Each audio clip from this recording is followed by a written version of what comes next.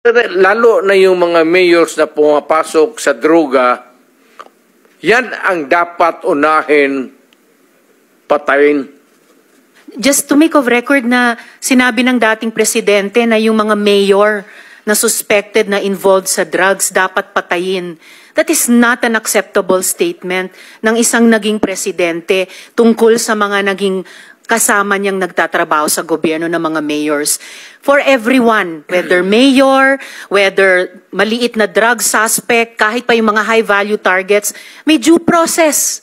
And the president of all dapat ang nag-uphold niyan. So unacceptable po sabihin na ang mga mayor na drug suspect ay dapat patayin. For the record, Mr. Okay, Chair. Mr. President, did we use the disciplinary power or authority of the Office of the President over these highly urbanized city local government officials during your term, 6 years? Did you use it? Mahirap, sir, yung kung mayor. Yes, mayor. Against a mayor. Mahirap because yung word na due process, sir, yun talaga ang... I am not trying to belittle the democratic principles of our country. Pero yung due process, sir, yun ang pinakamahirap. Pagka pinailan mo ng kaso due process, it would take years. At kung may abogado yan, sir, matapos na lang ang termino ng animal, wala mangyari. Applicable ito sa lahat ng kriminal, hindi lamang sa mga mayor na parte ng sindikato. Ito sana ang maintindihan ng lahat ng kumukontra sa naging pulisya ni dating Pangulong Duterte.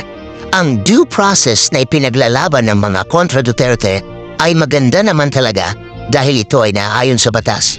Kumbaga, proper way para labanan ang kriminalidad. Subalit sa totoong buhay, nagiging sandata pa ito ng karamihan sa mga kriminal upang makatakas sa kanilang mga krimen. Ang naging paraan ni former President Duterte ay labanan ang mga kriminal sa parehong pamamaraan na ginagamit ng mga kriminal laban sa kanilang mga biktima. Bigyan kita ng halimbawa kung saan ang kriminal ay mas nakikinabang sa batas kumpara sa agrabyado o biktima. Sa praktikal na sitwasyon, ikaw mismo. Kapag ninakawan ka, mataas ang posibilidad na magdalawang isip ka pa na habulin at maghain ng kaso dahil alam mong mahihirapan ka lang sa proseso at dagdag dito sa takbo ng sistema na meron tayo dito sa Pilipinas. Bandang huli, wala pa palang magandang kahahantungan ng paghahabol at pagsampa mo ng kaso. Sa ganitong kalagayan, nagiging pabor pa ito sa magnanakaw o sa madaling salita sa mga kriminal. Ang due process na ipinaglalaban ng mga kontra Duterte ay nagiging kasangkapan pa ng mga masasamang loob.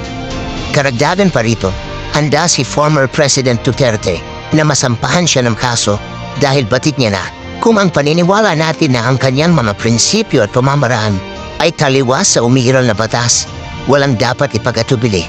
Sampahan niyo siya ng kaso.